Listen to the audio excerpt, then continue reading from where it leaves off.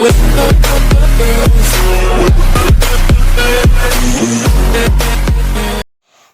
আমার ফ্যামিলি, কেমন আছো তোমরা সবাই? আশা করছি তোমরা সবাই খুব ভালো আছো, আমরাও খুব ভালো আছি। গুড মর্নিং জানিয়ে চলো আজকে একটা ব্লগ শুরু করা যাক।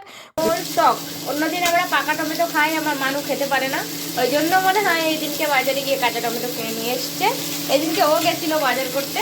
আর ভাত এই যে হাফ হয়ে এখানে রেখে দিয়েছি ভাত, আর টমেটোর টক হবে, ধনেপাতা দিয়ে চপ হবে, আর হবে হচ্ছে পালং শাকের তরকারি। এই টমেটো হয়ে গেছে, এখন এটা একটুখানি গলা গলা মতন হয়ে ভাব এসছে, মানে একটু একটু গলেছে আর একটু একটু গলাবো, এটা যাতে একটু গলানো থাকে আর একটু গোটা গোটা থাকে, বেশ ভালো টেস্ট। এটা আমাদের হয়ে গেছে, এখন এটাকে আমরা নামিয়ে নেব। দেখো টমেটোর টকটা রেডি হয়ে গেছে, আর এইখানে ভাতের উপরেই রেখে দিই। ও গড, কড়াই থেকে ধুমো উঠে যাচ্ছে। এখন হচ্ছে ধনেপাতার বড়া, আর লাস্টে পালং শাকটা রান্না করবো। চলে এরকম প্রসেসে কোনোদিন কেউ রান্না করেছো? এক পাশে বড়া ভাজা হচ্ছে, এক পাশে আলু ভাজা হচ্ছে, তাও আবার ওই পালং শাকের জন্য।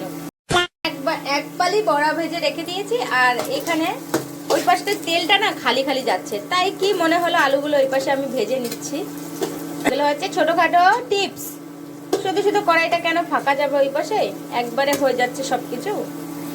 দেখেছো, বাবুর জন্য জল বসানো হয়ে গেছে আমাদের। পালং শাকের তরকারি এই যে নামিয়েও দিয়েছি, আর এখানে হচ্ছে টমেটো ভাজা আর পাতার চপ।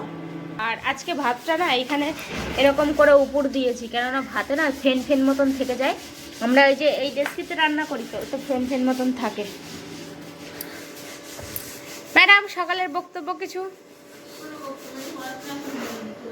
ভালো চলছে, যাক, থ্যাংক ইউ। আগে পালং শাক খাবো, টক খাই আগে পালং, লাস্টে খাবে। আগে তাহলে পালং শাক দিই। একজন আর বড়ি ফেভারিট, হ্যাঁ, ওই জন্য বড়ি দিয়ে রান্না করেছি আমি, যাতে হয়ে গেছে খাওয়া দাওয়া। বাবু এখন বেরিয়ে যাচ্ছে, আর বউ চলে গেলে হোটেলে। আমরা আজকে অনেক কাজ আছে, আজকে আমাদের অনেক অনেক কাজ আছে। তাড়াতাড়ি তাড়াতাড়ি করে দাও, বাবা টাইম হয়ে গেছে।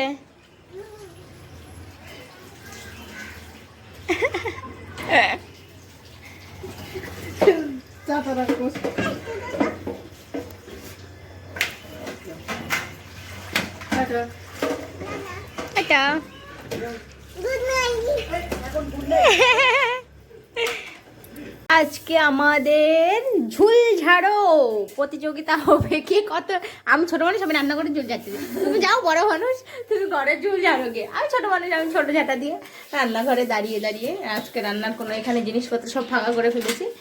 আমরা এই বাড়িতে এসেছি 3 মাস হয়ে গেল। ঘর বাড়িতে এত ঝুল পড়েছে, মানে আমরা যখন এসেছি তখন পরিষ্কার ছিল, কিন্তু এখন ঝুল পড়েছে। 3 মাস একটা বাড়িতে বসত করা, তারপরে ঘরে ঝুল পড়বে না, এটা কোনো কথা হলো?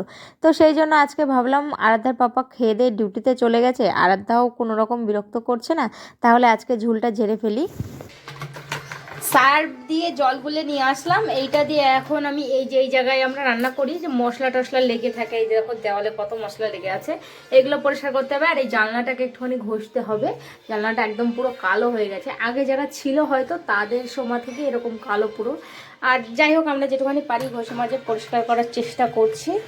আর মেশিনটার তলায় দেখো কত নোংরা জমে আছে, এইখান থেকে হাওয়াটা পাস হয় মোটরের, এই হাওয়ার এখান থেকে একদম পুরো এইগুলো সব জাম হয়ে। এইবার এইটাকে পরিষ্কার করব, এইটা পরিষ্কার করার পালা। এবার দেখো এর কোটো ফোটোর উপর দিয়ে অনেক তেল কাশটা ভাব হয়ে গেছে, সেইগুলো এখন পরিষ্কার করব।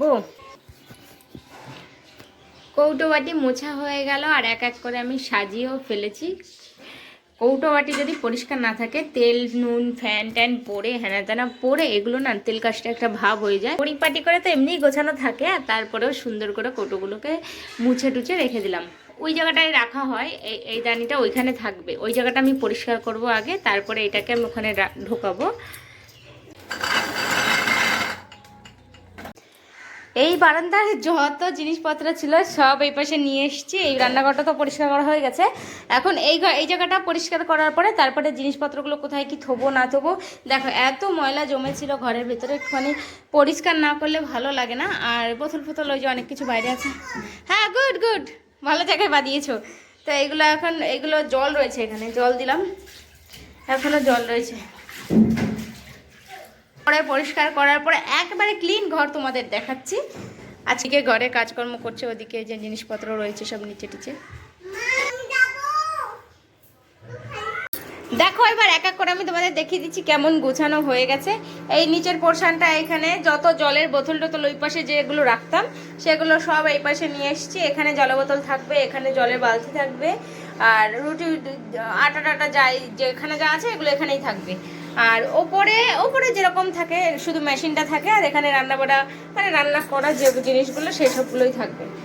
আর এই জানলাটা না কালকে পরিষ্কার করে নেবো, কারণ আজকে আর ভালো লাগছে না ওই বাইরের পাশটা। আর এই পোর্শনটা আমি পুরো ফাঁকা করে ফেলেছি। সবজির ঝুড়ি আমি একটা থেকে দুটো করে ফেলেছি। এই দুটো থাকে আমি থালা বাসন রাখবো বলে আমি পুরো কমপ্লিট করলাম।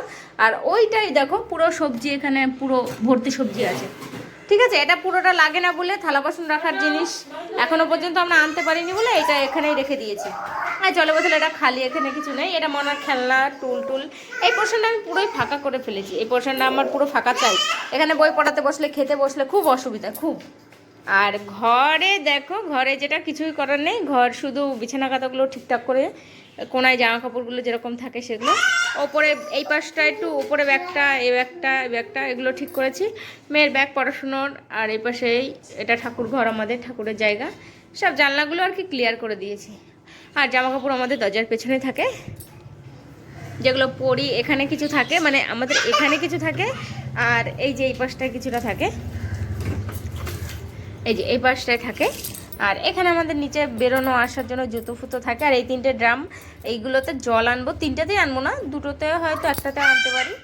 এতে জল আনবো। আর বাইরে সুন্দর এই যে জুতো ফুতো, এগুলো হচ্ছে বাইরে পরার জুতো, বাইরে টাইরে যায় যদি। অর্ধেক খাতা কমপ্লিট হয়ে গেছে। কতদিনের? এক সপ্তাহ হয়েছে। কবে থেকে শুরু করেছি জানো?